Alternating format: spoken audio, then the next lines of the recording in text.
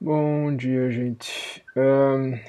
Dúvidas que surgiram no fórum e que eu já vou tentando responder aqui para facilitar a nossa vida. Primeira coisa, a entrega do trabalho final. Ficamos com a entrega, como as outras foram mudadas para domingo, ficamos também com essa para próximo domingo. Vou adiantar um negócio para vocês, ou seja, hoje é dia 9, ficamos com a entrega para o dia 15. Vou adiantar um negócio para vocês. Isso vai me dar um tempo bem apertado para corrigir, devolver e fornecer resultado e a tempo das finais e etc, etc. Abrindo o jogo com vocês aqui, eu tenho dados suficientes na mão pelo tipo dos trabalhos que eu já fui recebendo durante o semestre, ou seja, eu sei que o que virá agora como versão final não tem como ser pior do que o que veio antes, vai ser só melhorado e eu já tenho um nível bem bom do que veio chegando, para garantir que a gente não vai ter grandes fantasmas de provas finais nessa turma. Uma turma muito pequena, os resultados foram bem bons, né? O produto de vocês foi bem bom. Então, o que eu quero dizer só é o seguinte: é muito possível, dependendo do tipo de profundidade de feedback que eu acabe conseguindo fazer, eu ainda estou pensando aqui como lidar com isso exatamente, ah, que eu acabe entregando para vocês um conceito antes de um feedback, de uma resposta sobre as traduções de verdade, mais pontual. Então espero que esteja ok. Na hora a gente resolve, ok, disciplina fechadinha, aprovado, maravilha. E daí talvez nos dias seguintes vocês recebam um documento mais pesado com comentários mais diretos à tradução. Qualquer coisa, qualquer objeção, vocês estrilam violentamente lá no fórum. Então, reforçando, entregar a versão final, revisado, ou seja, junta tudo que vocês fizeram até agora, dá uma relida geral, altera o que tiver que alterar, faz aquelas revisões que a gente só consegue fazer no texto cheio, no texto pronto, coisas de referência cruzada, palavras que se repetem em momentos muito distantes do texto, etc, etc. E me manda. Eu pediria que vocês me mandassem tanto um PDF quanto um documento editável, de preferência um doc de Word, ou se alguém trabalha com Mac, um Pages. Porque daí, dependendo de como eu for lidar com os comentários, eu consigo usar um ou outro para referência. Então, pedindo, por favor, um de cada. Até domingo, dia 15 à noite. No campo das notas mais gerais ainda, só tô faz acho que 2 semanas para dizer isso para vocês e vou esquecendo. Não sei se fui só eu que reparei, mas na cobertura, pelo menos na cobertura do Sport TV das Olimpíadas, um dos patrocinadores master era a Prudential Seguros. Parece que eles entraram no Brasil, ou sei lá se já estavam desde sempre, só agora que eu fiquei sabendo, mas no mínimo curioso ver o símbolozinho The Rock, exatamente como a gente descrevia aqui no conto. Vale a pena dar uma prestada de atenção. Agora acabaram as Olimpíadas, né? Mas eu imagino que isso queira dizer que eles tenham site em português já a essas alturas e tal. Bom, qualquer outra coisa vocês vão gritando, tanto por e-mail quanto mais produtivamente no fórum. Eu ainda vou ficar de olho no fórum essa semana direto. Digo mais produtivamente porque quase que invariavelmente a dúvida de um é a dúvida de muitos, então não custa jogar lá porque resolve-se para várias pessoas de uma vez. Certo? Vamos terminar aqui o nosso exercíciozinho com essas páginas que faltam. Só avisando, já fica meio de aviso à toa, meio de convite. Está acontecendo Poieses de novo, né? Online de novo. Poieses UFPR, vocês podem procurar. E dia 15 de setembro sou eu que vou falar de Graça Infinita, o grande romance do David Foster Wallace. Estou relendo o romance agora para preparar essa fala lá. E bem interessante comparar a prosa do Wallace em 96, Infinite Jest foi escrito no comecinho dos anos 90 e publicado em 96, com contos que foram escritos quase 10 anos depois, né? Esse conto particularmente é bem do fim da vida dele, ele morre em 2008, né? Então bem curioso para quem gostou do autor, para quem já gostava, para quem ficou curioso, pode ser um elemento interessante aí na decisão de vou ou não vou tentar ler o diabo do livro de 1.100 páginas com 300 páginas de nota de rodapé. Enfim, fica lá a dica. Quem acompanha, sei lá, canais de Facebook, seja meu, seja do Poieses, vai acabar vendo Acho que só vai receber o, o link quem tiver inscrição. Não lembro. Qualquer coisa me perguntem que eu respondo direitinho.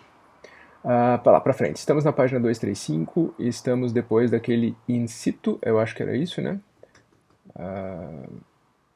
Podemos continuar a partir dali. Não sei se eu fiz esse comentário, mas é divertido pensar que a gente não usa tanto in situ em português, a gente usa mais in loco. Talvez fosse muito divertido traduzir um latim pelo outro latim, obedecendo a um princípio de vernacularidade, né? O que é comum dizer naquela língua. Às vezes a gente usa, assim como, por exemplo, às vezes a gente vai traduzir num texto americano a palavra concert pela palavra portuguesa show, que é uma palavra inglesa, mas é a que a gente usa mais naquele contexto, né? Sempre vale pensar o que é mais frequente. Essa equaçãozinha, né? Se o que está no texto original é o que é normal para o falante daquela língua, vamos tentar encontrar o que é normal para o falante da nossa língua, mesmo que às vezes, como nesse caso, seja um outro latim, seja uma outra formulação.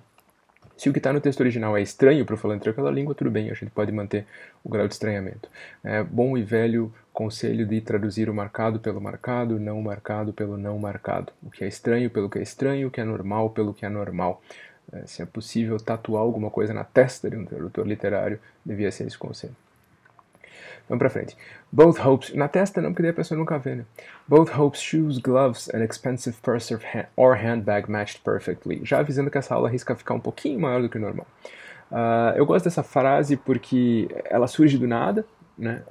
Eles estão ali olhando aqueles exames, de repente a gente percebe que o foco de atenção desse narrador se vira para a esposa, e é divertido que a gente está numa narrativa em primeira pessoa, embora a gente não saiba exatamente qual a estabilidade dessa primeira pessoa e quem é essa primeira pessoa. Isso nos priva daquele aparatozinho de ele desviou o olhar para. A gente acompanha simplesmente a consequência desse desviar de olhar. E ele olha para a esposa e é muito curioso essa situação que ele tem essa voz narrativa, vamos dizer, o narrador de novo para facilitar a vida, tem com a esposa, parece como que resistir a marcas de carinho, às vezes a demonstrações de carinho, mas nesse momento isso transparece como as mais objetivas e as quase mais menos afetivas das marcas de afeto, né? Mas ele diz coisas positivas, né? Tanto os sapatos quanto as luvas e a bolsa, e aí vem um problema, purse or handbag. Divertido acompanhar nas traduções as opções de meninos e meninas, porque a questão é que a gente usa uma mesma palavra, bolsa, para traduzir as duas coisas. Talvez se a gente quiser traduzir por termos mais específicos, como houve em alguns casos, possa valer a pena. Fundamental dizer que é cara essa bolsa, né?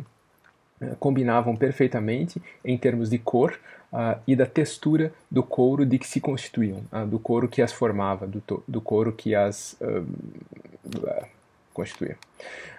She also always smelled quite fine. Ela também sempre cheirava muito bem. Cheirava muito bem é a tradução meio direta, né? Eu ainda prefiro algo como tinha um cheiro muito bom, né? Ou estava sempre muito cheirosa. Não sei porque cheirosa me parece afetivo demais para esse contexto, mas cheirava sempre muito bem, tudo bem. E é divertido que primeiro ele faz um comentário super objetivo, né? Quanto as roupas dela combinam. E daí na segunda parte, na segunda frase, vem esse always. Esse always, se ele diz she also, always, a gente não sabe se o always também se refere à primeira parte, parece que sim. Ele parte do pontual pro geral. E na segunda parte gera esse comentário geral, ela sempre tinha um cheiro muito bom.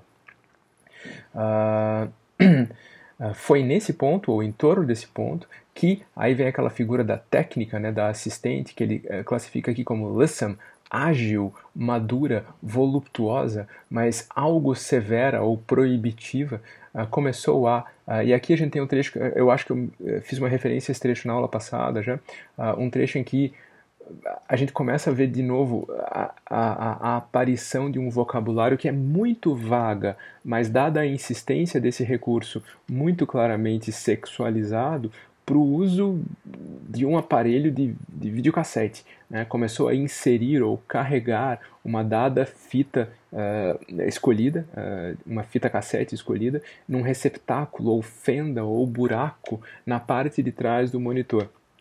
Aqui um dado curioso, ele usa in the monitor's rear. Isso é um termo usado para casas, em geral, para carros, no certo sentido, em tipo rear view mirror, um espelho retrovisor. Mas é muito curioso, ele não diz back, ele não diz a parte de trás, ele usa esse termo que é um pouquinho ambíguo, parece um eufemismo, parece querer desviar de uma coisa muito obviamente de objeto ou não, e é engraçado o quanto o não uso escancarado de um vocabulário talvez anatômico, fisiológico, acaba funcionando para deixar essa suspeita de que há uma sombra aí de uma insinuação, né? E utilizando uma folha de dados sonológicos ou informações sonológicas codificadas e aquele please entre parênteses em itálico entre aspas, a gente já falou, essas interjeições parêntese, aspa, itálico, parecem provir do mundo de fora do sonho, do mundo da cena do casal, a que a gente vai chegar daqui a uma hora mais ou menos. E o controle remoto manual.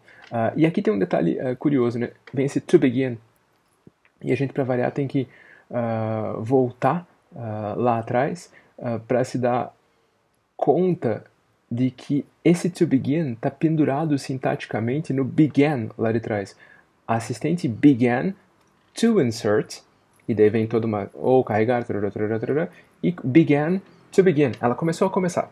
E é fundamental manter isso em português, né? Porque a interpolação é tão longa e tão confusa que a própria voz narrativa se perde e repete o verbo deselegantemente, né? A deselegância era meio que uma forma de arte pro Wallace, né? As frases dele não tem nada, já falamos isso aqui, de elegantes frases proustianas ou elegantes frases joycianas que são sonoramente lindas. Então, as frases dele são sempre feias, são sempre tortas, são sempre erradas. E, no entanto, funcionam maravilhosamente bem como iconização de como a gente de fato pensa, ou como a gente de fato fala. Essas... o Infinite Jest, especialmente, é abusivo nisso. Você tem uma frase que simplesmente, se você for fazer uma análise sintática dela, ela não fecha. No entanto, ela transmite conteúdo muito bem, ela transmite conteúdo muito claramente, muda de sujeito no meio do caminho, as frases são super problemáticas. Aqui é um caso até mais simples, mas é bom marcar o que aconteceu, e é bom marcar que a gente percebeu o que aconteceu. Ou melhor dizendo, é bom perceber o que está acontecendo, para daí a gente poder decidir se marca ou não. Começou a cue the low light recording, né? To cue, colocar no ponto, né? Começou a tocar a gravação de baixa luminosidade. Ela começou a adiantar, a gente diria talvez, né, até o relevante estágio, o quarto estágio, ou paradoxal, relevante intervalo do estágio quarto ou paradoxal, logo antes de, seria de se presumir, one would presume, dir-se-ia, era de se imaginar. Existe até hoje na Companhia das Letras um interdito, às vezes tácito, frequentemente declarado, de se usar o verbo presumir, em qualquer contexto, especialmente para traduzir presume. Mas isso é engraçado, porque é a herança de uma editora que nem trabalha lá mais, que saiu faz alguns anos, mas todo mundo que trabalha lá tem essa ordem. Não se pode usar presumir, muito especialmente para traduzir presume. Dir-se-ia aqui, né? Era de se supor. Baseado, era de se supor, por quê? Em se baseando, né, baseado sim, no prolegômeno, e ele coloca a palavra em grego, prolegomenon, é menos usado ainda em inglês do que em português, do especialista de sono, no seu prolegômeno ou glosa, e aí vem inserção dentro da inserção, e vejam que relevante, o que ele insere dentro da inserção, fisiologicamente, eu ainda continuava at attention, one might say. A referência aqui é a ereção que ele está sentindo. At attention é o termo militar, né? Sentido, em posição de sentido, se a gente quiser dizer. E aqui o one might say, que é basicamente, em termos funcionais, o equivalente perfeito daquele one would presume do começo, né? Um dir-se-ia aqui, um dir-se-ia lá. Óbvio que eu não quero que vocês traduzam por dir-se-ia. A sudden, logo antes de, fecha-se o parêntese, a sudden, aggrieved and high volume accusation of snoring on my wife's part. Uma repentina, irritada, magoada, ferida e vocífera, high volume, né? Ela fala em voz alta, acusação de ronco de parte da minha esposa. Veja como é uma frase simples, mas super enjoada de traduzir decentemente, né? Imagina traduzir isso palavra por palavra. Uma súbita, irritada e em alto volume, acusação de roncar de parte de minha esposa. A gente vai ter que talvez substantivar isso, né? Um grito de acusação para conseguir fazer essa sintaxe funcionar. Outro costume irritante do narrador, que revisores de texto odeiam, mesmo em inglês, mas muito especialmente em português. Já na frase seguinte a gente tem esses dois advérbios um atrás do outro, né? Whether seemingly, somewhat, forebodingly or not. Seja aparentemente algo foreboding, ominoso, né? Algo que anuncia algo, em geral, pesado que virá. Cria uma tensão. Both all exterior or extraneous noise and my own neglected pager itself. Tanto aí ele vai. É outro costume que ele adora, né? Tanto A quanto B. Só que o A também vai ser separado, né? Tanto isso e aquilo, quanto aquilo outro. Tanto todos os ruídos exteriores ou extraneous, não pertencentes àquele ambiente, né, invasores, quanto o meu próprio pager neglected, né, que ele deixou de lado, porque ele não está prestando atenção no pager. Vou fechar um negócio que está fazendo barulho. As well as the sword, já falamos desse sword no fórum, né? Quanto a imbibation, o sorvimento, a imbibação, a libação, talvez fosse uma palavra do mesmo nível de escrotidão para se usar aqui. E ele está imbibing, que é uma palavra bem chique, or slurping, que é uma palavra bem de criança, inclusive o barulho, né? To slurp é beber fazendo barulho, né? Aquele barulho de quem toma chá quente, justamente que é o caso, né? Vamos botar a frase em ordem, portanto. Tanto aquilo tudo, quanto a audível libação ou chupação do chá quente do administrador médico de roupas elegantes, handsomely dressed. Ele abre parênteses, a personal pet peeve. Uma pet peeve é uma coisa de que você não gosta, uma coisa que te irrita pessoalmente. A expressão tem algo do reconhecimento de uma infantilidade, né? Eu sei que isso não é importante, mas é uma personal pet peeve, é uma coisa que me incomoda. A personal pet peeve of mine, um problema meu, algo que me incomodava muito desde a infância, seguida, como era, pela passada algo afetada de um dedo pelo lábio, e aqui é divertido porque esse upper lip não é necessariamente o lábio, é o espaço do bigode, né? Tecnicamente, em português, isso aqui é beiço, isso aqui é lábio. A gente não faz mais essa diferença há muito tempo. Mas aqui seria útil, né? Se o leitor tivesse essa consciência. Mas pelo lábio superior, ou embaixo do nariz, ou por cima da boca, qualquer coisa assim, talvez também funcione. Tanto isso quanto aquilo, portanto, essas duas coisas apareceram. At this point in time, a gente já falou do uso dessa expressão por ele, né? Nesse momento, pareceram cessar, produzindo um silêncio ou pausa distendida, algo dramática ou incômoda, né? Como fazer a concordância aí também, né? Silêncio ou pausa são masculino e feminino, a gente teria que concordar no masculino plural, talvez até fosse o caso, talvez para o Wallace ficasse bom, né? Algo dramáticos ou incômodos, silêncio ou pausa distendida. Enquanto isso, no monitor da sala, a gravação, talvez a gente não precise de gravação de vídeo, mas a gravação que formava ou comprised ou constituía um díptico ou uma imagem de tela dividida, mostrava a câmara de sono, de novo, Hope and myself, ele se recusa a dizer nossa, né? A câmara de sono minha e de Hope, a minha e de Hope câmara de sono, a minha câmara de sono e de Hope, a câmara de sono em que estávamos eu e Hope. Alguma construção vocês vão ter que encontrar para manter essa distinção. Não dá para pôr nossa aqui. In a low amber light, numa luz baixa cor de âmbar, luz âmbar, não sei se funciona para gente, which was evidently distinctive, que nitidamente era uma marca, era uma aparência típica do filme de luminosidade baixa, né, da película, se vocês quiserem, mas se bem que não foi filmado em película, então não, do filme de luminosidade baixa. Os cantos superiores esquerdo e direito da tela mostravam tanto a data relevante quanto 0204 ou 2 e 4 da manhã, que vai ser de fato o horário em que o conto se encerra, mais ou menos, né? Ou seja, a gente está convergindo para a situação real, a situação de certa forma extradiegética aqui. 2:04 AM in scientific or Zulu time. Aqui tem uma questão complicadinha, a gente vai ter que traduzir isso para um público brasileiro. Para nós, 2:04 0204 não é tão estranho assim, né? a questão ele está sendo chato aqui. O Wallace gostava disso, de usar esses horários que eles chamam, na verdade, em geral, de military time, né, de tempo militar. Que para nós são muito normais, né? Coisas do tipo 22h30. Para os americanos não é, né? Eles preferem sempre usar esse AM, PM, 10h30 AM, 10h30 PM. Aí quando alguém diz 22h30, eles chamam isso de tempo militar. E nesses casos, normalmente a pessoa não vai dizer 22h30, ela vai dizer como se fosse um número só, 2230. E é esse o caso que está acontecendo aqui. 0204 ou 204, seria como a pessoa diria aqui, 0204, é o que se chama de tempo militar. Ele está, portanto, explicando um pouco para esse leitor o que diabos quer dizer aquele 0204. A gente precisaria, talvez, dessa primeira parte da conversão aqui, dizendo que se trata de 2h04 da manhã, mas daí dizer que isso é tempo científico passa, talvez, em notação científica, a gente talvez dissesse.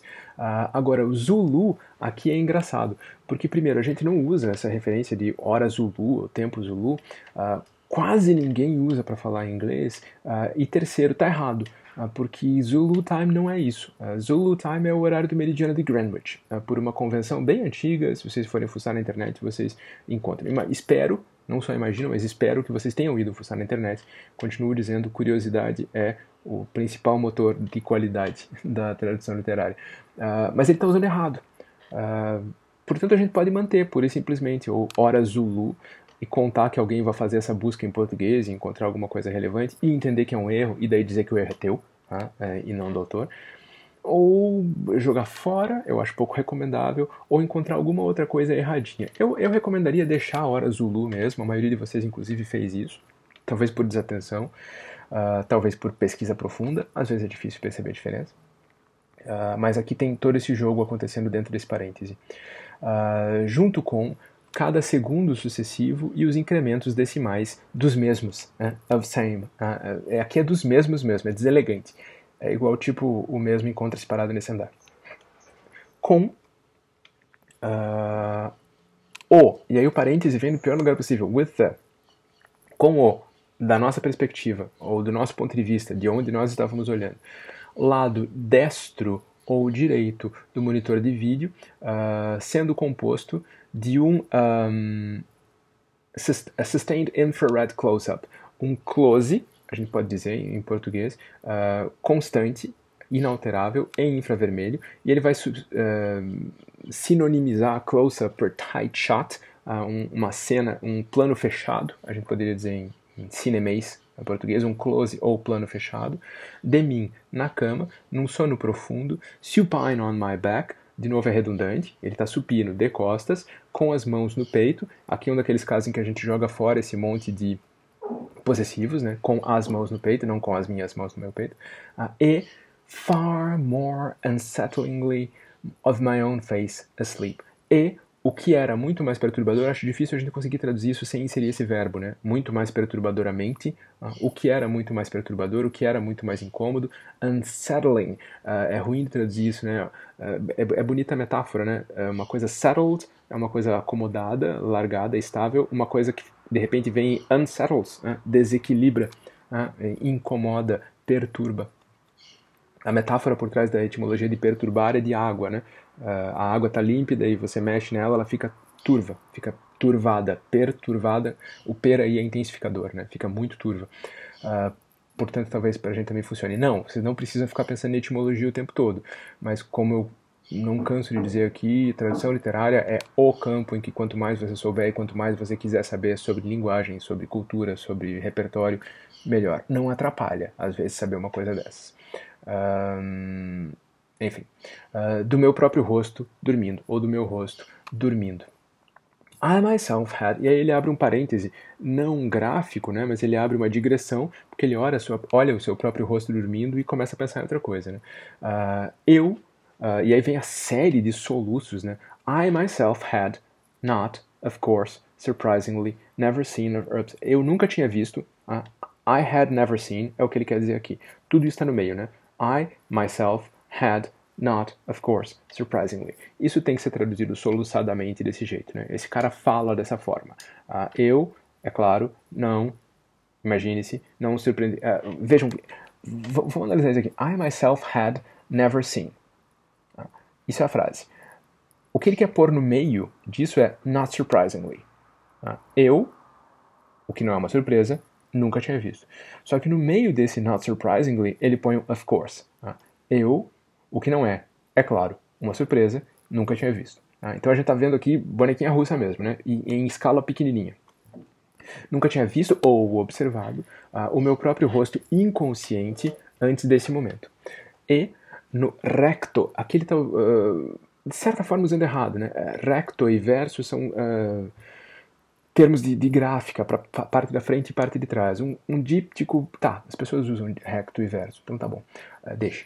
No recto do díptico do monitor, ou por assim dizer, na sua porção direita ou de este bordo, porque diabos ele está correndo para vocabulário náutico aqui e para desfazer a sua bonita obsessão por colocar as coisas duas vezes, dessa vez ele tem que pôr três.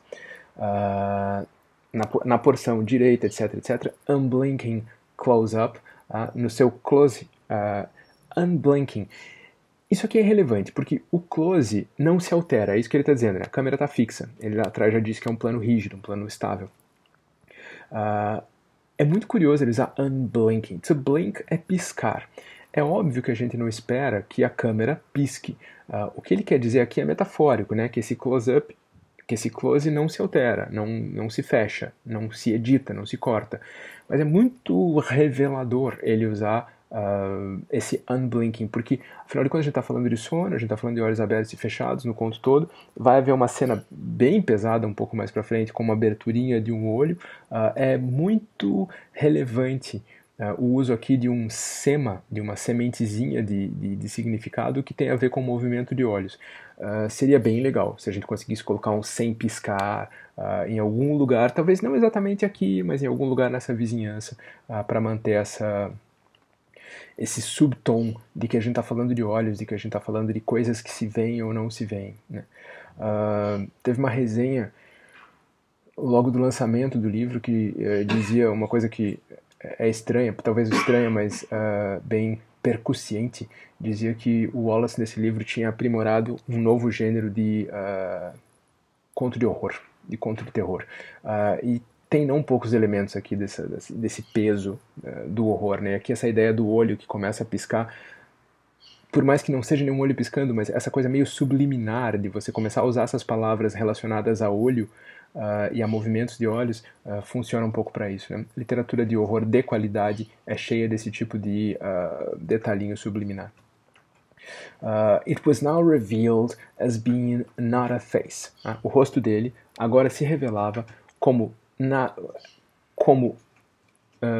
ou se revelava não ser um rosto que eu tivesse qualquer chance de reconhecer ou de conhecer.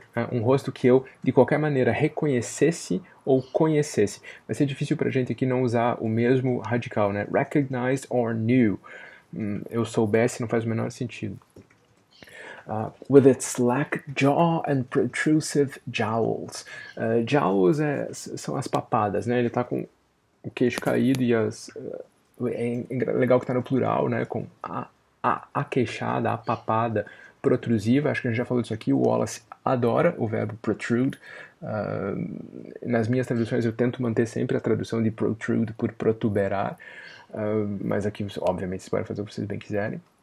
O que ele está escrevendo aqui é um rosto com uma slack jaw, com o queixo mole e a papada protuberante. As mãos on my chest, spiderishly twitching, elas estão se mexendinho aracnideamente, e eu deixaria aracnideamente sem a menor surpresa aqui. Lips fishily loose or agape, lábios ictiamente, peixisticamente, frouxos, soltos ou entreabertos. Agape é a ideia do entreaberto, né? É engraçado a entrada desse vocabulário animalesco, né? Spiderishly, fishly. Officially, não são advérbios muito comuns, e na época esse ish do spiderish estava começando a fazer sua entrada no mundo da moda, das tendências linguísticas. Hoje ele está super bem estabelecido, né? Até já passou um pouco essa moda de você perguntar, a festa é amanhã, que horas? 8. Aí você espera meio segundo e diz ish, 8ish, perto das 8, em torno das 8. Estava começando a aparecer na literatura, o Wallace teve uma mão grande na popularização disso na literatura, e hoje até já está meio desaparecendinho. Mas é divertido que ele vai fazer isso no Spiderishly, não é Spiderly, Spiderishly, mas aí ele não diz Fishishly, que seria muito violento, né? Vai ficar só Fishily. Lose or agape. And although there was, parêntese grande, no audible sound. E embora não houvesse som audível, que outro tipo de som, né? De que outro tipo de som você poderia falar? No parêntese, para consternação, e aqui vem outra dessas frases que não fecham muito bem. Para consternação e um E dentro de uma frase como essa, isso é uma coisa que eu encho muito saco em revisão. Um E dentro de uma estrutura como essa deve, via de regra, para não ser categórico aqui, mas vamos dizer assim, deve unir duas unidades de mesmo nível, ou seja, dois substantivos, para consternação e pasmo, para consternação e susto. Em português dá para usar, talvez seja deselegante, mas dá para usar um substantivo, um infinitivo substantivado, para consternação e temer. Alguns mais tradicionais como pesar a gente aceita, etc. Mas ele deve articular duas entidades de mesmo nível, dois substantivos, dois sintagmas nominais e tal. Aqui essa articulação é um pouquinho quebrada, né? Porque ele diz to the sleep team's consternation and whispered colloquy, tudo bem, colóquio sussurrado, among the aides and technicians at the monitor's rear. O colóquio sussurrado não é do Sleep Team, embora seja de membros do Sleep Team. Semanticamente é a mesma coisa, sintaticamente é diferente. O colóquio, sussurrado é dos assistentes e técnicos na parte de trás do monitor. Certo? Vocês estão me entendendo aqui? O que eu quero dizer é que tem uma ilusão de ótica. O que essa frase está fazendo é to the Sleep Team's consternation and to the whispered colloquy, e daí o and está ligando duas frases começadas por to the, duas frases preposicionais, maravilha. Só que ele, como ele não repete esse to the, a gente tem um ligeiro soluço como leitor. A gente espera que esse and esteja articulando dois SNs, né, dois sintagmas nominais pendurados naquele sleep team, e na verdade descobre, ao andar umas 4 palavras para a direita, que ele está articulando duas frases. Isso é uma explicação de linguista para esse ligeiro soluçar que a frase causa. Ela funciona bastante bem, mas ela gera esse tropecinho, e reproduzir isso em português seria uma bela obra de arte. Entre os assistentes técnicos na parte de trás do monitor, with which there was evidently some technical glitch or malfunction, com o qual o monitor havia nitidamente, estava claro que havia algum problema técnico ou malfunction. Aí tem um problema, as duas palavras são ruins de traduzir, um problema, a gente diria, um defeito. É engraçado porque defeito para defect, um defeito parece ser uma coisa tipo intrínseca, esse produto tem um defeito. Dar defeito é uma outra coisa. Uma malfunction é dar defeito, teve um problema naquele momento. Um glitch também tem essa ideia de transitoriedade, né? Uma coisa que aconteceu naquele momento, deu um probleminha. Então talvez a gente tenha que articular esse or, A or B, com alguma coisa com o verbo dar, né? Parecia estar dando problema ou defeito, aí funciona. Aí a gente talvez mantivesse essa ideia de que alguma coisa está momentaneamente errada com esse monitor. E aí vem, não havia som audível, que a gente já mencionou lá atrás. Hope, novo parêntese, né, porque a gente não pode ficar muito tempo aqui fora de parênteses. Gazing in rigid fascination or horror at the dextral display right alongside myself, herself was silently frozen, or paralyzed, or hurt you with. Desculpa, gente, isso aqui é muito genial como frase. Hope, né, a esposa, gazing in rigid fascination. Gazing. Esse é um caso conhecido de reclamação de tradutores de inglês. O inglês tem 725 verbos para dizer olhar. Eles já embutem no radical do verbo, no verbo, a forma da ação. A gente precisa usar locuções para traduzir isso, né? Qual é a diferença entre gaze, stare, ogle, see, watch e assim por diante. To gaze é olhar concentradamente, mas de maneira não incômoda. To stare é olhar concentradamente, mas de maneira já meio invasiva. Ela estava gazing in rigid fascination or horror, com fascínio ou horror rígido. A ideia do rigor, da dureza, que está aparecendo cada vez mais frequentemente. Estava desde o começo do conto, a cada vez que se mencionava o nome da Audrey, da nossa Audrey, aí aparecendo cada vez mais agora que essa voz narradora disse que está com uma ereção. Essa pessoa está numa rigid fascination or horror at the dextral display right alongside myself. Ao display, ao monitor destro. Não sei se a gente pode usar destro para isso aqui, né? Dextral seria algo que está do lado direito, né? Que estava bem ao meu lado. Ela própria, danou-se aqui, né, pra gente traduzir, right alongside myself, herself. Você tem um parzinho dos dois separadinhos por uma vírgula, parece icônico da situação deles no conto. Was silently frozen, estava caladamente, mudamente congelada. Eu não sei se a gente... Eu acho que hoje em dia a gente usa bastante congelada para esse sentido de parado, imóvel, mas eu acho que é um pouquinho de influência de tradução em inglês. Mas ela estava imóvel, parada, travada, or paralyzed, isso aqui tem colchetes, intromissão dentro da intromissão, ou paralisada, e aí vem outra dessas frases de fora do mundo do sonho, do itálico, entre aspas, entre parênteses, e interessante que aqui está entre parênteses, porque está dentro dos colchetes, mas o divertido é que a sintaxe está quase fazendo com que ela fique naturalizada dentro da estrutura, porque você tem frozen, or paralyzed, or hurt. E aí, maldito dos problemas, vamos falar em ilusões de óticas e tropeços de leitores aqui. Hurt pode ser o infinitivo, como é na frase, or hurt you with, vai te machucar se, ou te machucar se, é o que parece estar escrito aqui, mas pode ser também o adjetivo I'm hurt, I feel hurt, e portanto pode funcionar num primeiro momento de leitura, ela estava frozen, or paralyzed, or hurt. E aí você precisa seguir hurt you with para perceber, opa, peraí, não, eu tô fora desse lugar. Ele tá... Aqui já é caleidoscópio, as coisas estão mudando na nossa frente. E vejam, ele está fazendo uma coisa bem complicada aqui, que é sair do que a gente vai descobrindo agora, que era a linguagem do sonho, para esse momento do quarto do casal, e ele está fazendo isso aos poucos, gradativamente. Começam a aparecer essas frases em itálico, entre parênteses, e começa a haver um ligeiro encaixe da sintaxe de uma na outra, as cenas vão como que se fundindo, vão como que transparecendo. Tudo muito sofisticado, especialmente se a gente levar em consideração que isso está sendo feito sem um narrador em terceira pessoa, um narrador externo. Um narrador em terceira pessoa aqui teria suas imensas vantagens, especialmente para facilitar a tarefa do escritor, mas teria imensas desvantagens também em termos de efeito causado, né, desse pêndulo do final do conto. Ela estava paralisada in mid-gesture, no meio de um gesto, né? Ela ia fazer alguma coisa. Her pupils quite large and liquidly black.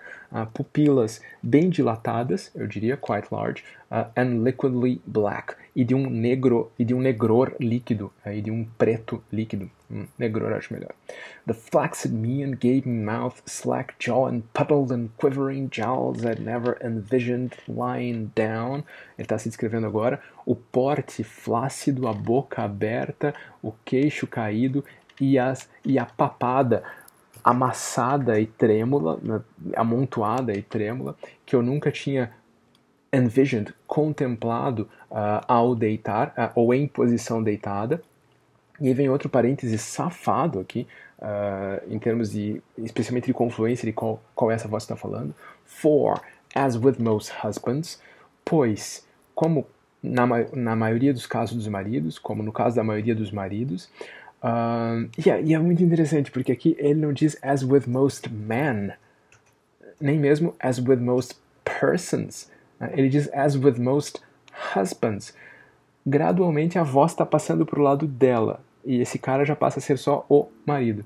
I had, of course, only seen my face. Eu, é claro, só tinha visto meu rosto sentado ou standing erect at the mirror. E aqui, se você acha que eu que sou um pervertido por ficar dizendo que esse erect sempre esteve ligado a a excitação sexual, essa palavra que aparece no conto todo, me aguarde, né? Porque agora as coisas ficam claras.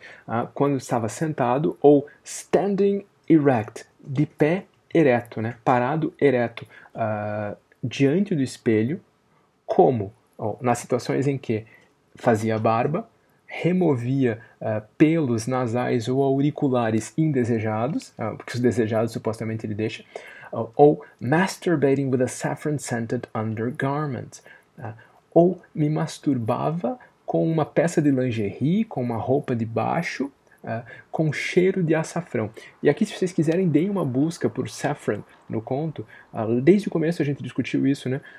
É meio que um tema. A Audrey, ou o desejo sexual pela Audrey, ou o desejo sexual pela menina jovem, que parece ser o caso, especialmente se a gente pensa na confluência das duas Audreys no conto, parece estar sempre ligado a essa ideia do açafrão. A cor, o cheiro, é sempre açafrão que está por trás disso, né?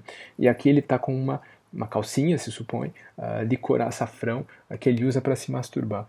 Ou tightening the knot of my tie and so forth, ajeitando o nó da gravata e assim por diante. Esse parêntese é genial, né? Porque aparece essa super revelação bombástica no meio do parêntese e, no entanto, a vida segue normal depois, né? Ajeita o nó da gravata, etc, etc.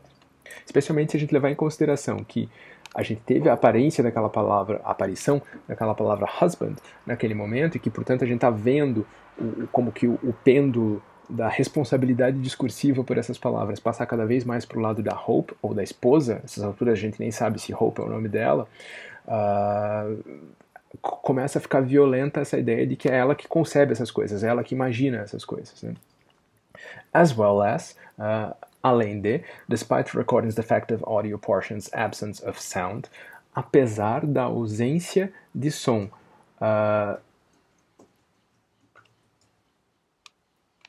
Peraí, deixa eu quebrar esse tema. Despite the recording's defective audio portions, absence of... A falta de som da parte com áudio deficiente da gravação. Por favor, não traduza desse jeito, né? Da parte com defeito de áudio. Falta de som da parte com defeito de áudio, pelo amor de Deus.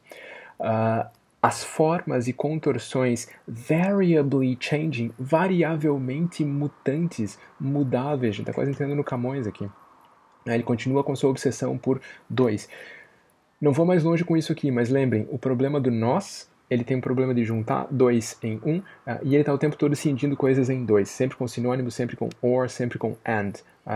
Isso pode parecer bobagem, mas, volto a dizer, não é o teu dever como tradutora definir necessariamente se isso é uma bobagem, é uma hiperleitura, é uma obsessão. O que é o teu dever como tradutor é pensar se essa hiperleitura é possível. Se alguém pode fazer essa hiperleitura em inglês. Putz, se alguém pode ver isso aqui, pode achar que é relevante. Se alguém pode, vale bem a pena tentar manter em português para que alguém também possa em português. Você não está aqui para fechar portas. Você não está aqui para delimitar as possibilidades. Contorções of my unconsciously open mouth, da minha boca inconscientemente aberta, in the close-up sleeping shot, no close adormecido, or wee hour scene, ou cena da madrugada, wee hours. Wee quer dizer pequeno. Você só vai ver wee em inglês quando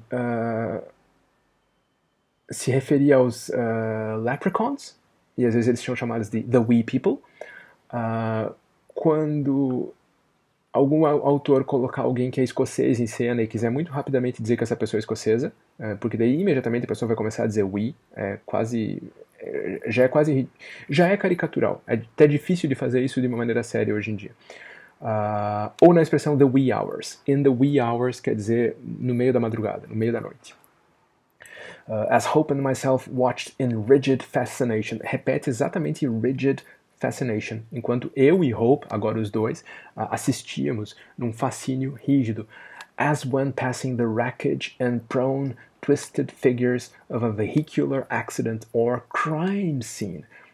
Como quando você passa, a gente passa, quando se passa, pelos destroços e pelas figuras pronadas, debruçadas e contorcidas de um acidente veicular, não um car accident, um vehicular accident. Esse cara lida com seguros, né? Então essa é a linguagem formal que ele vai usar. Ou cena do crime. Que equiparação estranha, né? Signifying or meaning, in other words, significando ou querendo dizer, em outras palavras, que os formatos distintivos e alternantes, né, mutáveis, dos lábios frouxos da boca da minha imagem, assim como as bolinhas de saliva, tá lá o Caetano sugerindo diminutivos, mas pequenas bolhas, se vocês quiserem, as bolinhas de saliva ou cuspe, saliva or spit, que alternadamente, ou que ficavam se formando e dissolvendo, se gerando e sendo dissolvidas nos cantos da minha boca aberta, parêntese, havia um filme, uma película, né? Havia uma película ou pasta labial nesses cantos também. Gummy and sepia colored. Gummy é borrachenta, grudenta e cor de sépia. Distending slightly as my mouth changed shape. Que se distendia de leve, se distendia um pouco, enquanto minha boca mudava de forma. Ele está vendo uma imagem repulsiva de si próprio, aí esse filmezinho que só parece sépia por causa do filtro de baixa luminosidade, contribui para isso. Signified, o mesmo verbo usado lá em cima, signifying e depois signified, inegavelmente que sons e ruídos, sounds and noises, que sons e ruídos, eu vejo uma referenciazinha meio torta, porque o verbo signify não é tão frequente assim em inglês, e signifying, não sei, mas para um leitor literário, meio que inequivocamente te joga para o final do Macbeth, do Shakespeare. Vou dizer para vocês procurarem se quiserem, mas curiosamente tanto signifying quanto sounds vêm logo grudadinhos. E a gente está falando de sonho. Eu acho que tem uma sombrinha de Macbeth aqui. É o trecho a que eu me refiro, a vida é um sonho cheio de som e fúria, signifying nothing. Um monte de sons que não significam nada.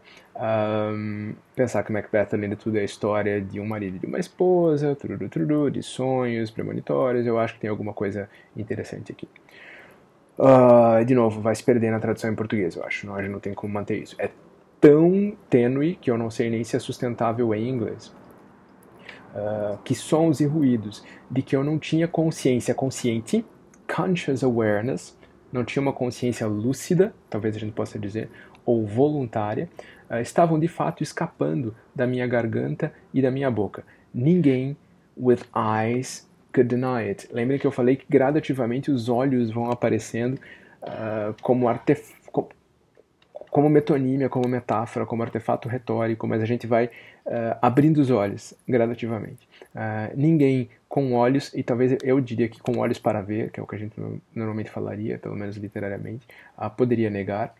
E, na medida em que o foco da câmera fechava ou se aproximava mais do meu rosto desconhecido, unfamiliar, estranho talvez, desconhecido, desumano, unconscious, inconsciente. Temos um problema aqui com esse inhuman. Desumano, em português, vamos começar o seguinte, em inglês você tem um adjetivo human, uma forma possível para ele, que quer dizer pertencente à raça humana. E você tem humane. Humane quer dizer caridoso,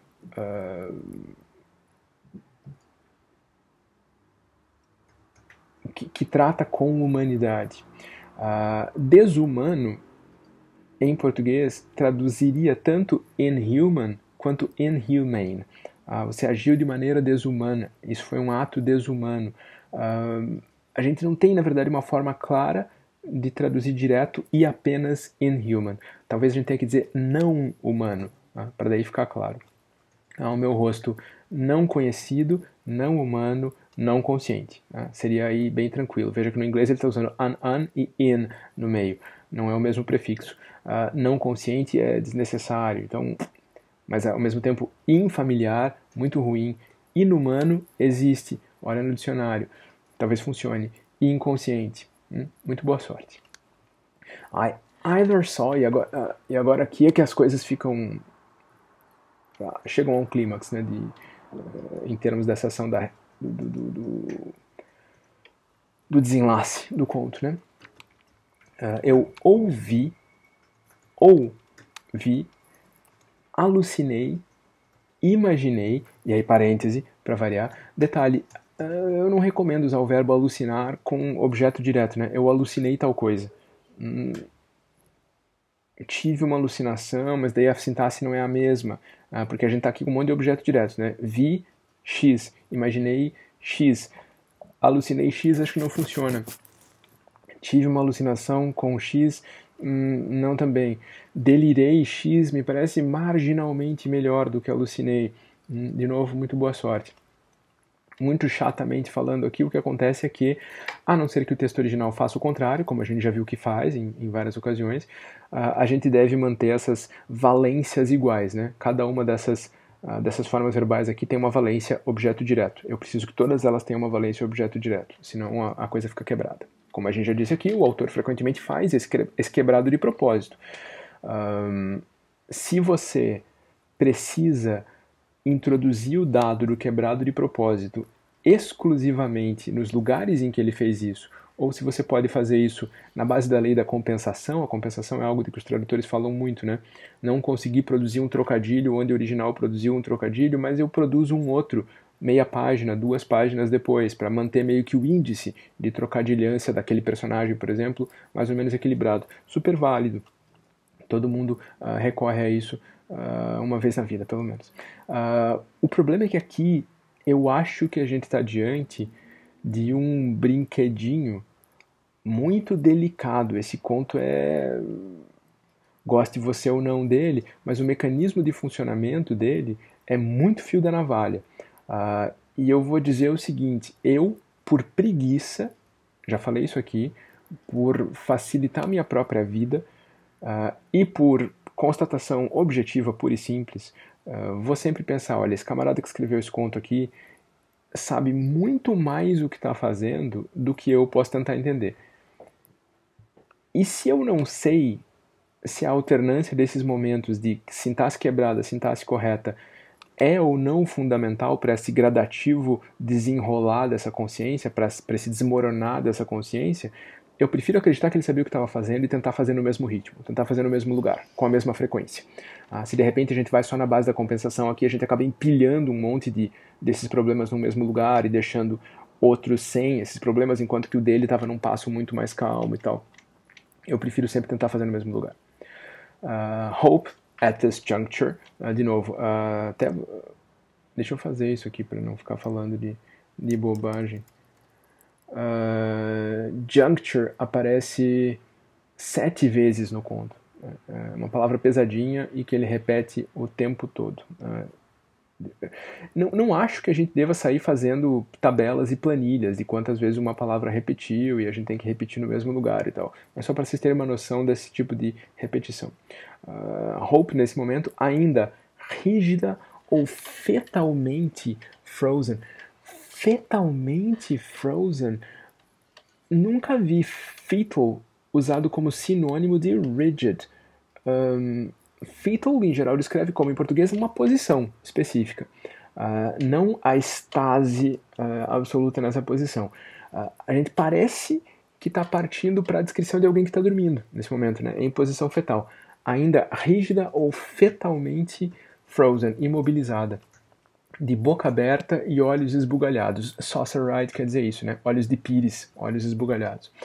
As both the forbidding technician, enquanto tanto a técnica, a assistente proibitiva, né, aquela que era sedutora, mas proibitiva, e o executivo latino começaram a peel their respective faces off. Começaram a arrancar seu rosto. Aqui, arrancar cada um o seu rosto, a tirar cada um o seu rosto, tirar seus respectivos rostos, tirar o rosto. É que to peel tem essa noção muito clara de descascar, né? É uma coisa que você tira como uma película.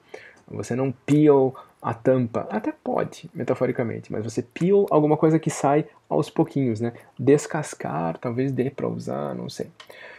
Their respective faces off in a top-down fashion or manner. de cima para baixo. Só que em vez de dizer de cima para baixo, ele vai dizer de maneira ou com um procedimento top-down. Esse top-down aqui tem uma ligeira sombra de vocabulário administrativo, né? Fala-se de tipos de gestão top-down e bottom-up, por exemplo, né? De cima para baixo ou de baixo para cima. Tipos de hierarquias, tipos de construção de conhecimento. Há uma distinção muito corrente entre top-down e bottom-up, das mais variadas maneiras. Não sei se vale a pena manter isso aqui, mas talvez valha. Beginning at each temple, começando das têmporas, em cada têmpora, eu acho que das têmporas está muito bom, and pulling downwards with sharp, emphatic, peeling or tugging motions. Começando ali e puxando para baixo com movimentos sharp, ríspidos, curtos, né, movimentos cortantes, por assim dizer, enfáticos, de descascar ou de puxar. The Cuban's foreign wrist, watch and hands, a mass of amber lesions.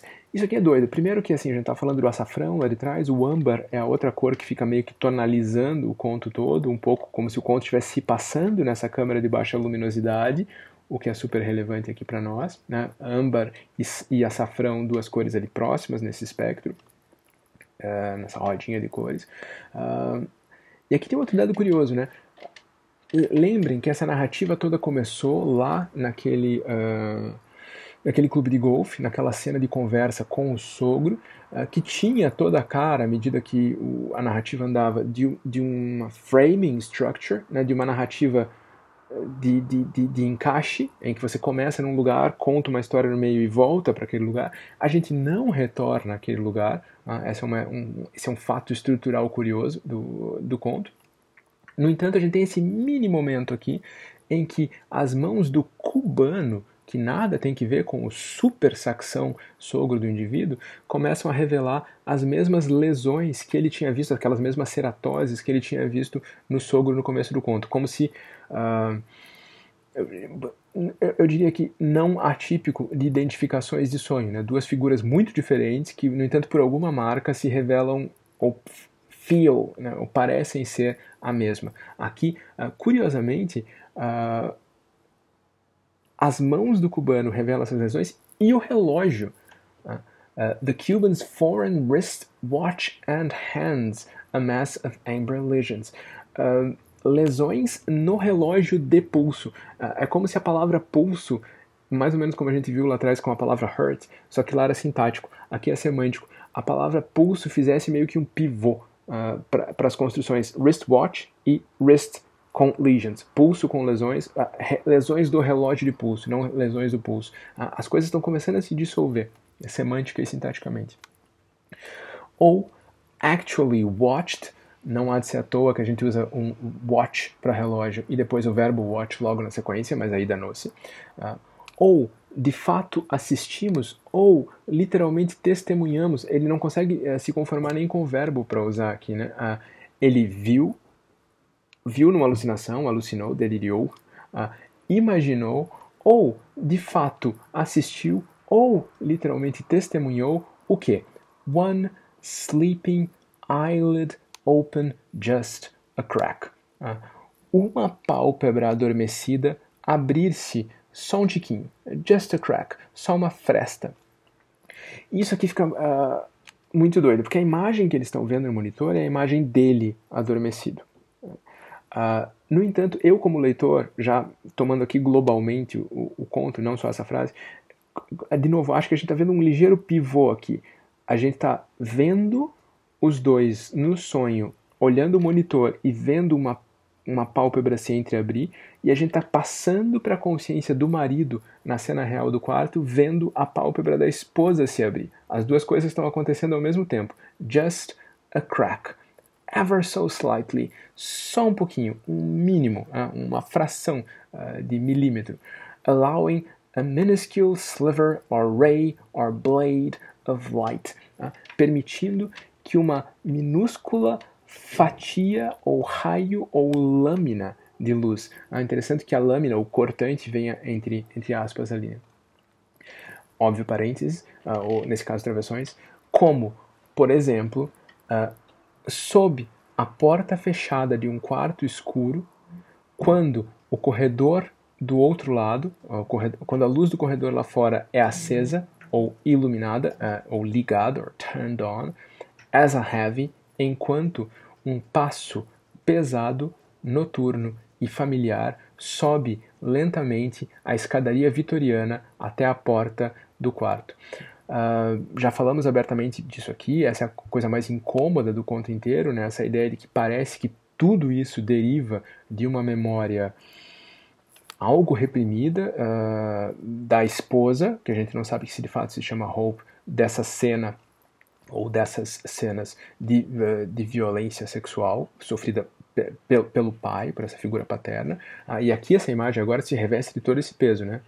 Aquele olho que se abre comparado à porta que, entreaberta, permite que uma fatiazinha ou uma lâmina de luz desse corredor entre, enquanto essa figura familiar de passo pesado sobe lentamente a escadaria vitoriana rumo à porta do quarto. Então eu falei do pivô, né? O olho que se abre no monitor, o olho da esposa que se abre ao lado dele e essa porta que se acende e leva aquela cena. Isso tudo está fundido nessa única e mesma imagem. Isso tudo, no entanto, como que mascarado por essa prosa hiper convoluta e complicada e enjoada.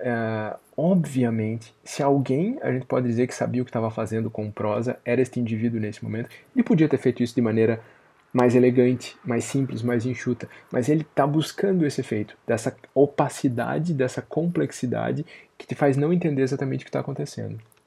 E a nossa responsabilidade é manter isso aqui, né? From the rapidly moving and unconscious eye below. A pálpebra está deixando passar um raio de luz, e esse raio de luz vem não de uma fonte de luz, mas do olho que está ali embaixo, né? Como se esse olho que é descrito como rapidly moving and unconscious, ou seja, por tudo que a gente sabia antes, ou aprendeu no conto, porque o conto fala abertamente disso, esse olho que está na fase de sonho, está se movendo rapidamente, né? E que, no entanto, se abre e mostra-se movendo-se rapidamente e inconsciente, tanto no monitor quanto na esposa do lado dele na cama. Seeing as well in the split screen's right or off side, vendo também no lado direito ou lado de lá. A gente já falou desse off como termo de navegação, né? O lado longe da costa. De novo, ele está correndo para a navegação, este bordo da tela dividida. My own wet mouth and slack, soft and spreading cheeks. My own wet mouth and slack, soft and spreading cheeks. A minha própria boca úmida e slack, soft and spreading cheeks. E as minhas bochechas frouxas, moles e que se abriam. And spreading. Aqui é super complicado e super pesado. Porém, a palavra cheek é usada em inglês também para nádega. É tudo que eu vou dizer quanto a isso. Now, begin to distend in a grinningly familiar and sensual or even predatory facial X. Que agora começavam a se distender em uma expressão. Esse X parece estar por expression, mas essa frase é interrompida. É possível que a gente não consiga cortar a frase no mesmo lugar, jogar a palavra expressão para o fim, e foi curioso ver como vocês lidaram com isso nas traduções, numa expressão que é grinningly familiar, sorridentemente familiar. Isso é super creepy, super arrepiante nesse momento, né? E sensual ou até predatória. O problema aqui, a gente já falou, eu acho, desse adjetivo sensual. Ele não quer dizer a mesma coisa em inglês e em português. Em inglês ele quer dizer carregado de sexualidade. É quase equivalente a sexual em português, muito mais do que ao nosso sensual. Difícil usar aqui só o nosso sensual. Outra coisa em que vocês divergiram, nesse momento é o momento em que o sono se interrompe, né? O olho da esposa que vinha se abrindo, o olho no monitor se abrindo, a porta se abrindo, tudo chega a esse clímax. E o que a gente pega é, assim como a gente corta uma palavra da narrativa do sonho, facial X, e a gente não ouve o pression, que seria a pressão, diga-se de passagem, a gente começa com um up. De novo, erect, standing at attention, todas aquelas metáforas para ereção, a palavra que a gente ouve é up, que é obviamente, e vejam, está em itálico e entre aspas duplas.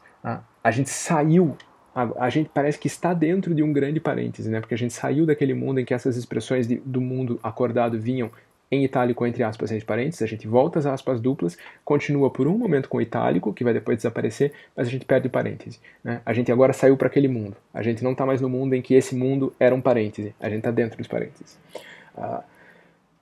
Up, wake up. Ele aparentemente já tinha dito wake up, a gente só pegou a última palavra.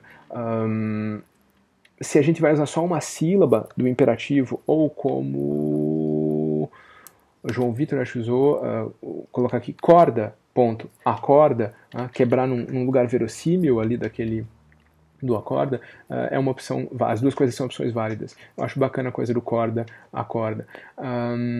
Uma outra questão, aliás, que acabou surgindo da leitura das traduções de vocês é que morfologia usar aqui, né? Eu, enquanto falante curitibano de 47 anos de idade, não consigo imaginar um casal de marido e mulher se dirigindo imperativos de terceira pessoa, acorde, num caso como esse. Né? Você diz acorda, é a forma familiar próxima que a gente usa aqui. Isso, aliás, está se difundindo. Né? Existe uma tendência hipster generalizada de usar esse imperativo de segunda, que já chegou até em marketing, chegou em publicidade, chegou em menu de ligação automática. Né? Pressiona o 4 para chegar a tal lugar. Aqui, do nosso ponto de vista aqui de sulistas, é sempre mal usado, né? Porque justamente isso é familiar, isso é pessoal, isso é próximo, não é para ser usado em situação de comércio, mas está começando a ser usado bastante. Não sei se é bolha, se vai passar, ou se é uma tendência de mudança. A decisão, no entanto, aqui fica a cada um de vocês. Né? Eu não usaria acorde, eu diria sempre acorda, num caso como esse. Né? Num caso de tradução editorial de verdade, isso sempre vai passar por uma outra leitura, e essa outra leitura é normalmente de alguém do primeiro mundo, né, de São Paulo, do Rio de Janeiro, e às vezes eles têm palpite a dar quanto a isso. Acorda, pelo amor de Deus. Wake up for the love of. Ele não vai dizer o Deus. Né? Significativo. E o mais significativo é que, e aqui acontece um negócio muito legal, as frases dos dois agora estão se atropelando, né? Ele diz, wake up for the love of, e a primeira palavra que ela diz é God, que é super verossímil, né? A gente não diz Deus, tipo, Deus, ó Deus, mas em inglês americano, especialmente, super comum, né? God. A frase funciona para ela, mas funciona também como complemento da dele. Seria bem legal se a gente conseguisse fazer as duas coisas em português. Ela não está só suprindo a palavra que faltou na frase dele. Ela está dizendo um enunciado pleno e verossímil para alguém que está acordando assustado. My God, saúde. My God, I was having. My God, I was having. Meu Deus, eu estava tendo. Né? Eu estava tendo o quê? Um sonho. Estava tendo um pesadelo, a gente diz, não sei, mas eu estava tendo. Talvez não precise traduzir eu estava tendo, eu estava no meio, mas imagine o que vocês diriam. Se imaginem remelentos acordando e dizendo, Jesus, eu estava... O que vem depois? Wake up. E ele repete, ele acha que ela ainda não acordou, né? Wake up. Having the worst dream. E aí ela repete, ela conclui a frase. Aí ela parece que está ganhando consciência, né? Having the worst dream. Tendo o pior sonho. Apareceu essa tradução. Eu não acho a melhor coisa. Eu estava tendo o pior sonho. That was the worst dream. É um sonho horroroso, um sonho horrível. Pensa como é que você diria isso, né? Nossa, mozão, eu estava tendo o pior sonho. Um sonho horroroso, um sonho horrível, um sonho nojento. I should certainly say you were. E isso aqui é ótimo. Essa frase é muito simpática. É tipo, opa, tenho certeza que estava. Nossa, mas eu aposto que estava mesmo. É uma frase muito simpática, é uma frase dita com algum sorriso nos olhos, mas é uma frase que também tem a cara de um securitário. I should certainly say you were. Uma frase meio contabilista. A gente pode imaginar que ela venha desse marido que, de certa forma, cabe nesse papel do marido do conto. It was awful. It just went on and on. Foi horrível, era um horror. Foi horrível. It just went on and on. Não precisa traduzir isso aqui literalmente, né? Continuava e continuava. Eu não gosto nada de quando a gente traduz essas repetições de inglês com esse e. Eu te sacudi e sacudi. Aí ele continuava e continuava. Eu acho isso muito em inglês. It just went on and on. É tipo, não acabava nunca. É o que se diz em bom português. O negócio não acabava nunca. I shook you and shook you and... De novo, eu te sacudi, te sacudi, te sacudi. Eu ficava te sacudindo, eu ficava te sacudindo, eu ficava te sacudindo o tempo todo, eu ficava te sacudindo sem parar, eu fiquei te sacudindo, qualquer coisa assim. Time is it? A pessoa está, de novo, remelenta, ela não diz what time is it, ela diz horas são, né? Que horas são? It's nearly almost 2:04. Ele ia dizer é tipo 2, né? Mas daí ele olha no relógio. Esse travessão é o momento que ele olha no relógio. Quase 2:04. Almost 2:04. O tipo da precisão desse indivíduo, né, que cabe de novo, se coaduna muito bem com o tipo do personagem que a gente viu no conto, né? Ele não diz, cara, passou das 2, ou são 2 horas da manhã. Ele diz, são quase 2:04. São 2:03:51. A gente pode imaginar. Lembrem que o relógio no monitor tinha segundos e frações de segundos. Talvez o reloginho de cama deles também tenha segundos, pelo menos. I was afraid I might hurt you if I prodded or shook you any harder. Eu já estava com medo de te machucar se eu tivesse que te cutucar ou te sacudir mais. Prod, vaga sombra. A essas alturas, com todo o acumulado dessas imagens sexuais e fálicas do conto, vaga sombra. Harder, ainda mais vaga sombra. Ou ainda menos vaga, se a gente quiser. Não sei como manter isso em português. Eu acho que talvez se perca, inclusive. I couldn't seem to rouse you. Eu não conseguia te acordar. Não dava jeito de eu te acordar. Mas rouse também é uma palavra com uma vaga noção sexual de arouse, de gerar excitação. Ele não diz to wake you. Ele diz I couldn't seem to rouse you. Tem uma ligeira sombrinha. Esse cara não está fazendo isso conscientemente, a pessoa que fala, mas o acumulado dessas imagens do conto todo permitem que a gente continue um pouco embaçado dentro desse mundo, como que maculado, como que tinto por esse duplo sentido sexual muito sutil. Is that thunder? Did it rain? Isso é trovão? Péssima tradução. É engraçado, né? Uma coisa que eu sempre uso como exemplo. Dois amigos se encontram em inglês, um olha para outra e diz I like your hair. Eu gosto do teu cabelo. Eu gosto do teu cabelo. Boa tradução, né? Como é que a gente diz isso normalmente em português? Apesar de ser presente pontual, encontrei a pessoa nesse momento, olhei na cara dela, a gente diz no passado. Gostei do teu cabelo. Aqui é a mesma coisa. Is that thunder? Isso é um trovão? Foi um trovão. Isso foi um trovão? Choveu? Did it rain? I was beginning to really worry. Eu estava ficando preocupado mesmo. Hope this cannot go on. Hope, isso não pode continuar assim. Hope, isso tem que parar. Hope, não dá mais para continuar assim. Divertido que no inglês a ausência da vírgula aqui diria I hope this cannot go on. Espero que isso não possa ir, né? Mas aqui a gente pede. When are we going to make that appointment? Quando a gente vai marcar aquela consulta? É meio cacuete meu, mas eu acho que o é que aqui resolve muito bem. Quando é que a gente vai marcar aquela consulta? Wait, am I even married? Espera, eu sou casada? Será que eu sou casada? Eu sou casada de verdade? Esse even aqui é uma desgraça para traduzir, né? A ideia é tipo, pelo menos isso é verdade? Ou será que pelo menos isso aconteceu? Am I even married? Será que nem isso é verdade? Please don't start all this again. Por favor, não me venha com isso de novo. Não comece com tudo isso de novo. And who's this Audrey? Quem que é essa tal de Audrey? Só queria dizer que acho que 2 pessoas, eu ia esquecendo de comentar, comeram uma bolinha aqui numa quebra de parágrafo. Aquele is that thunder tem que vir um parágrafo abaixo, senão bagunça toda a distribuição de quem está falando o que aqui. Please don't start, and who's this Audrey? Quem que é essa tal de Audrey? Não tem Audrey nenhuma. Just go on back to sleep now. Só, de novo, tradução palavra por palavra, só volte a dormir agora. Isso é uma coisa que você diria para alguém que está na tua cama? Só volte a dormir agora. Só tente dormir de novo. tente dormir talvez. Não sei se o só funciona aqui. Ou tente dormir de novo. Esqueça isso e tente dormir. Qualquer coisa. A gente precisa. Eu realmente preciso que vocês tentem dizer isso, até em voz alta. Imaginem a situação e desconfiem da naturalização. Quando a gente está dentro do tradutorês ali, a gente está acostumado com o texto em inglês, é muito fácil a gente se convencer de que só volte a dormir agora é sim uma frase boa. Acreditem em mim, não é. Tentem dizer ela mesmo, tentem jogar fora todas as palavras que vocês têm na cabeça e tentem jogar o sentido, a ação. Eu não preciso daquelas palavras, eu preciso de o que você diria numa situação como essa. Estou olhando para alguém que teve um sonho ruim, eu quero que essa pessoa volte a dormir. O que eu digo para ela? De verdade. And what's that? Daddy? E o que é aquilo? Ou o que é isso? Isso ali é o quê?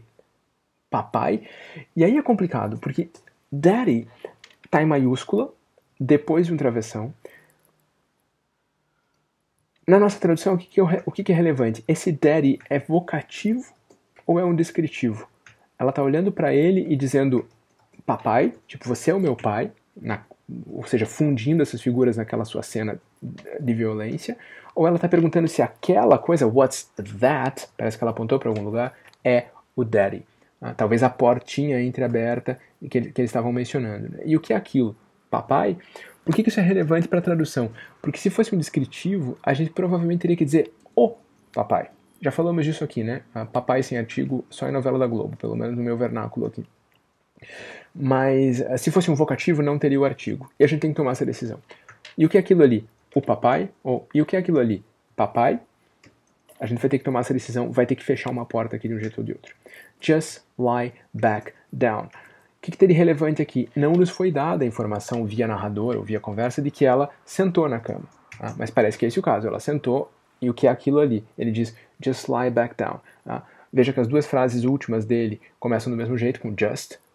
Só tente dormir de novo, só deite de novo. Just lie back down. Ele vai tentando aquietá-la. What's wrong with your mouth? O que está acontecendo com a tua boca? O que tem de errado com a tua boca?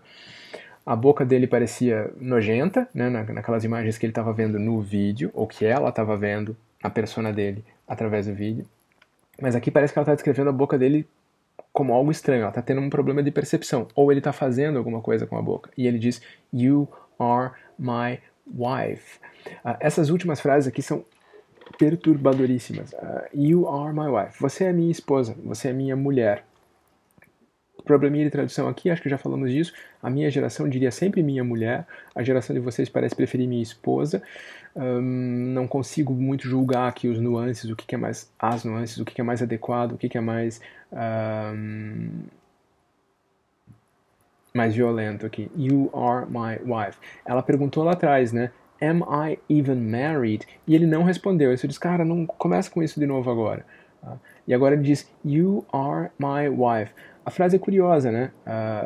Ele não diz I am your husband, quando ela diz o que está acontecendo com a tua cara está parecendo estranha. Ele diz você é minha esposa.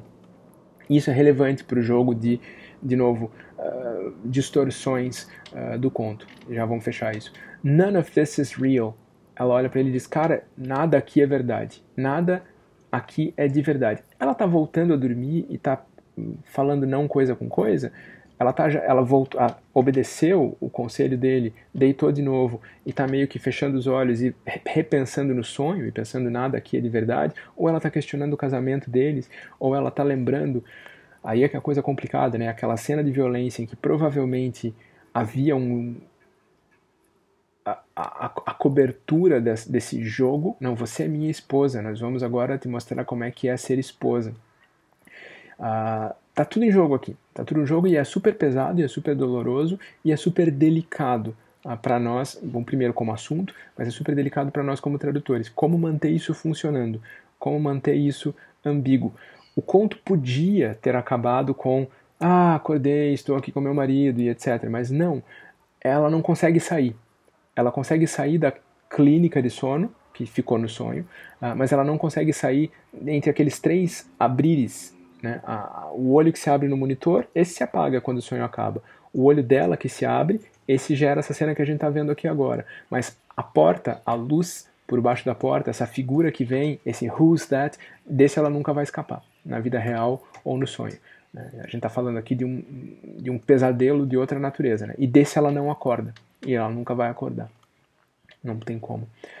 E por isso é que ela, talvez num gesto de defesa ou de contestação ou de que, termina dizendo nada aqui é real. E ele diz it's all right. Em leituras diferentes desse conto, eu já oscilei quanto à percentagem do que eu vou dizer agora. Hoje eu diria que ela é baixa. Ela é da ordem de, sei lá, uns 30%. De que o que esse final esteja nos apresentando aqui. Eu vou fazer a pergunta para vocês. Que idade tem a Hope? A Hope de verdade que acorda nessa última página. Ela é uma pessoa de meia idade que nunca superou um trauma diante do marido, ou ela é uma menina que está sofrendo o trauma, talvez nesse exato momento, ou talvez nos últimos dias, meses, semanas, sei lá. Eu acho que essa dúvida não é tão central assim para o conto. Eu acho que é muito mais claro que a gente está de fato na situação dela acordando meia-idade com o marido. E, portanto, essa última frase é de fato confortadora, consoladora. Inclusive pela repetição, it's all right. Teve gente que traduziu como está tudo bem. É legal como tradução, mas não é uma frase muito boa em português, né? Enquanto que em inglês é bem normal, it's all right. Vejam que a frase dela só tem o negativo, none, nada é real, é de verdade, e a última frase vai dizer tudo duas vezes, né? Tem uma contraposição. Nesse quadro da meia-idade, essa última frase é consoladora. No quadro de a gente pensar que a gente realmente está vendo a menina elaborando isso tudo como sonho, a partir desse jogo de agora você é minha esposa, deixa eu te mostrar como é que é ser esposa e marido. Por isso que ela pergunta, eu sou casado, o que diabo está acontecendo? Essa última frase passa a ser nojenta. It's all alright. Não, tá tudo bem, fique quietinha, volte para a cama, deite de novo. Depois do que acaba de acontecer. E que você foi só um pesadelo. Não se incomode. Eu acho, na verdade, que, bom, primeiro, em termos de artefato literário, o que importa aqui é a irresolução, o que importa é justamente esse não lugar claro, mas em termos de descrição psicológica também. O que acontece é que a gente tem aqui uma situação, uma trava temporal. Essa pessoa nunca vai sair desse momento da vida dela. Esteja ela, de fato, com sabe Deus que idade aqui na sua infância, esteja ela com também sabe Deus que idade, 40, 50, quando ela sonha depois de adulta. É isso que o conto realiza, não só descreve, é isso que o conto realiza. Você escrever um conto desse tamanho, que se baseie quase integralmente numa revelação de última página que surge da frase e tudo era apenas um sonho, a coisa mais banal como artefato narrativo, quase caricatural, quase não, totalmente caricatural que se pode imaginar, já é uma proposta complicada. Mas sustentar isso além desse passo, e será que o sonho acabou? E será que, eu não estou dizendo que agora ela vai acordar de novo de um segundo sonho, como a gente também já viu em ficção, mais uma vez estava sonhando que estava sonhando. Eu acho que aqui não, essas pessoas estão acordadas nessa cena final.